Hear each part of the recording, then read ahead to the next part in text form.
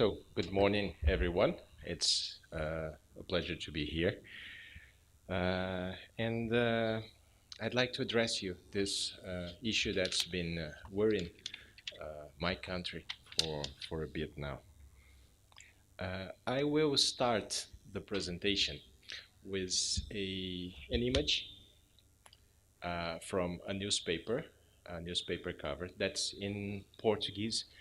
I will translate it, of course, but it's interesting to see how the concept of age has been changing in the last few decades. It's an image from a newspaper from the north of the country uh, from 1940 something. And it says in the in the paper that a bus has hit a humble house and injured an old woman with 42 years, who was 42 years old. So it's interesting to see how the concept of old person, of an elder person, has changed over the years, especially if we think that in the beginning of last century, the life expectancy in Brazil, the average life expectancy in Brazil was only 35 years old, and now is around 80 years old. So that brings us some problems to discuss. For years, Brazil had a reputation of being a young nation with a very young population. Statistically, the social pyramid was indeed formed with a strong, solid base of young people and a reduced number of elderly citizens. Improvements in quality of life, medicine, and technology. Sorry. Yeah. Improvements in quality of life, medicine, and technology associated with a lower demographic rate has changed the scenario that has been around for centuries. It's expected that the country will lose the status of a nation of young citizens and become more similar to developed countries and the representative percentage of elderly people. And it's happening faster than public authorities are able to plan and design a new health system to adjust to this new reality. Brazil is in the middle of a profound socioeconomic transformation driven by demographic change. Because of profound changes in mortality and specifically and especially fertility over the past 4 decades, the population at older ages then began to increase, a trend that will become more and more rapid as time progresses.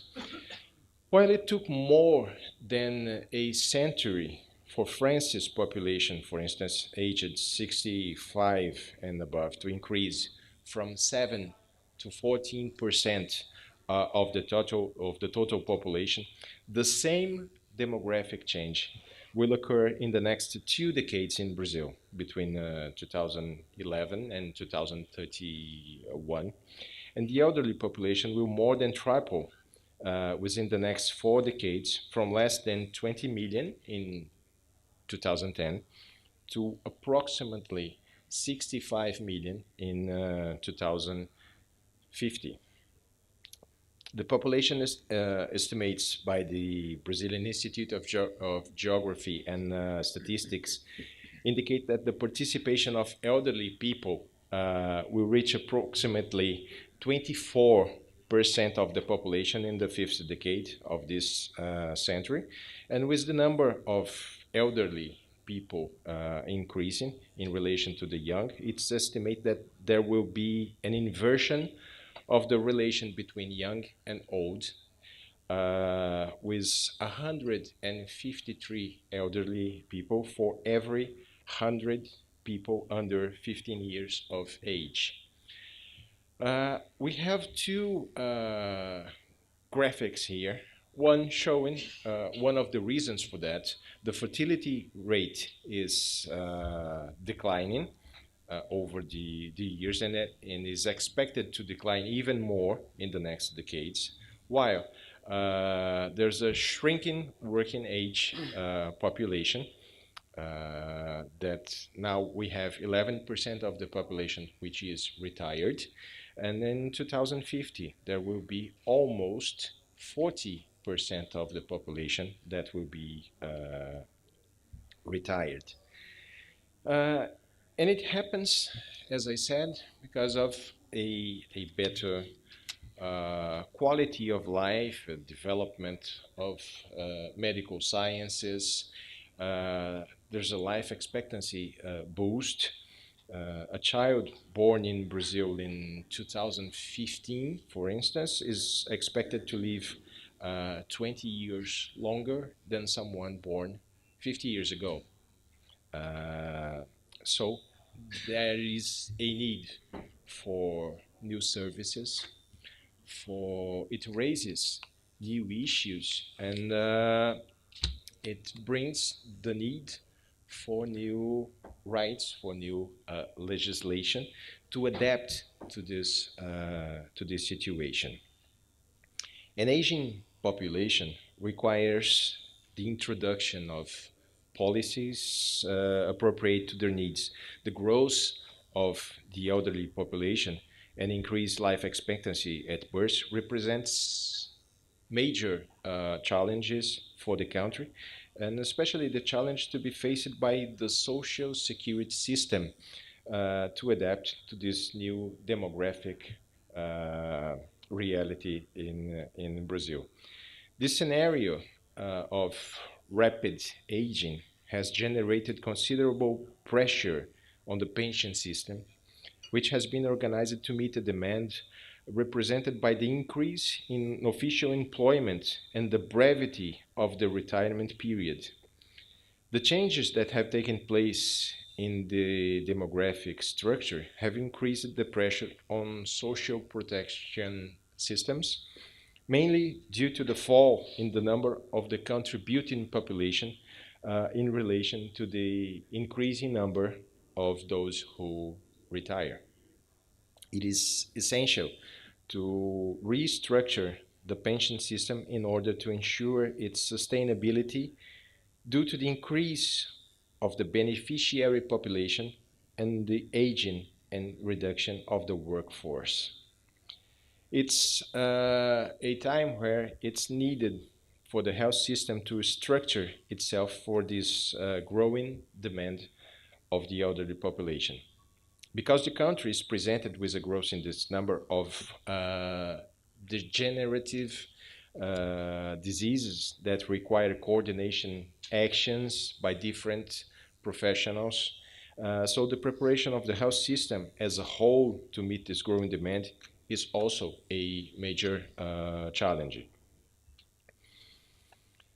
Well, among the elderly, although there are those who are healthy, many others have chronic illnesses or disabilities, resulting in an increase in the demand for healthcare, which, due to their needs and their special needs, is more expensive and specialized.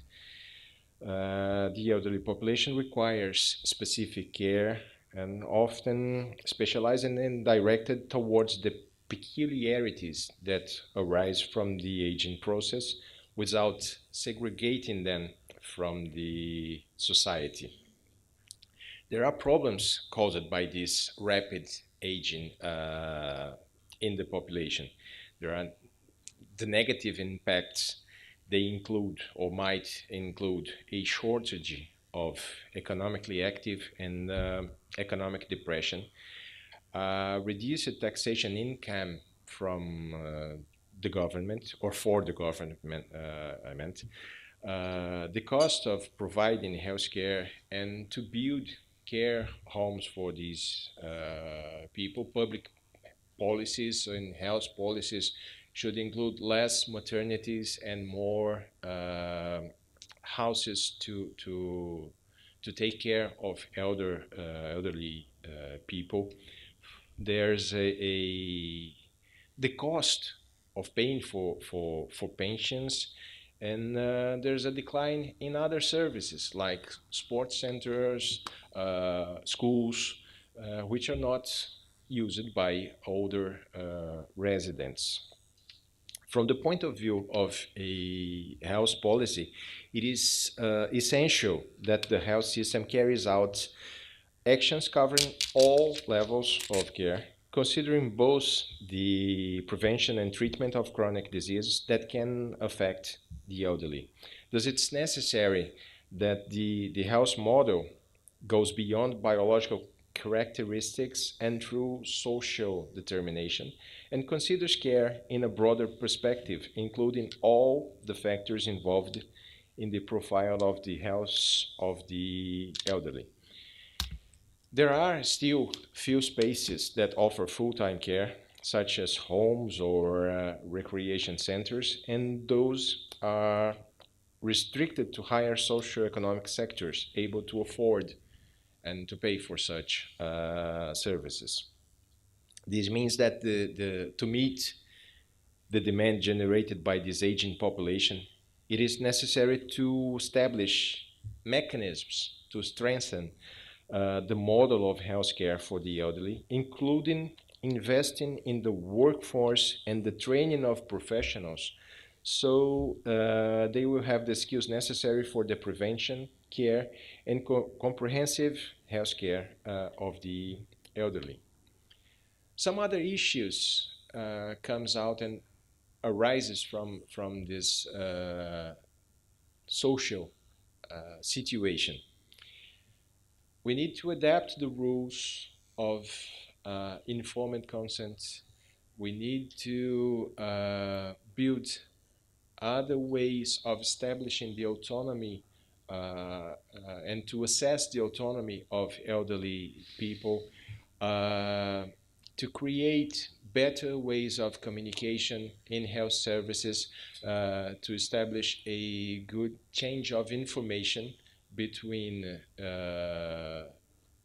people who are poor, illiterate, and not able to keep up the pace of technological changes and changes in medical sciences and difficulties with the language. There is a need to establish a legislation for advanced directives. For example, there is a need to establish guidelines for palliative care, for end-of-life issues, in order to ensure the respect and safety of these people. When I say there is a need to establish legislation, is because as in other areas, but in health services and health policy, there is a shortage, there is a lack of laws defining what can or cannot be done in health services in Brazil. Most of the guidelines are established by the Federal Council of Medicine through resolutions and not through legislation. There are some efforts being made. In 1994, for instance, it was issued a law that established a national policy for the elders, which is not completely implemented, although it's an old law now. But this policy for the elders established some guidelines in medical schools. Okay, some guidelines in medical schools to form more specialized people in gerontology and geriatry. In 2003, we had the Elders Statute establishing some rights or some special conditions for attention to elder people. The Consumers Defense Code, which is a general law, has also some provisions issuing some rights for people aged above 65 years, but there is not a coordinated policy to deal with the new reality, the new demographic reality that is changing rapidly in the country, and most of the legislation now, most of the guidelines are established by the Federal Council of Medicine. There is not a prepared or organized discussion in National Congress for this situation. And rather than being treated as a problem, the increase of human longevity should be a cause for celebration. The data demonstrates that Brazil's demographic transition represents both an achievement and a responsibility for public administration and society, a responsibility that is not being treated properly until these days. It is essential to make investments that strengthen autonomy and promote healthy lives for the elderly people, as well as ensuring adequate care for their needs. In order to do this, it is vital to direct the planning of policies and services. And after all, from today onwards, the elderly population will increase until the year 2050. So the question, therefore, is not related to the interpretation of from what age the health system should intensify its intervention, but what kind of life the health system should protect and wants to protect. After all, we should celebrate aging, and the increase in life expectancy is a triumph of development. So, to conclude, I know my time is a little bit short. We need to start discussing seriously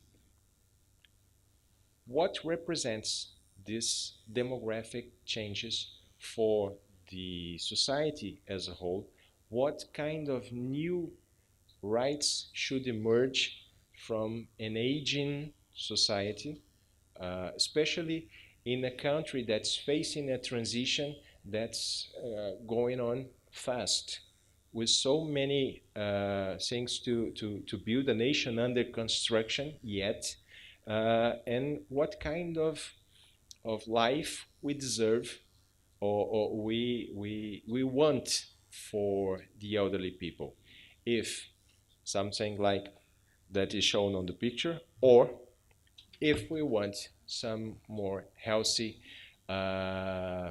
options, since we are living longer and we need to live healthier, not just survive for more time. That's the kind of message I would like to address to you right now.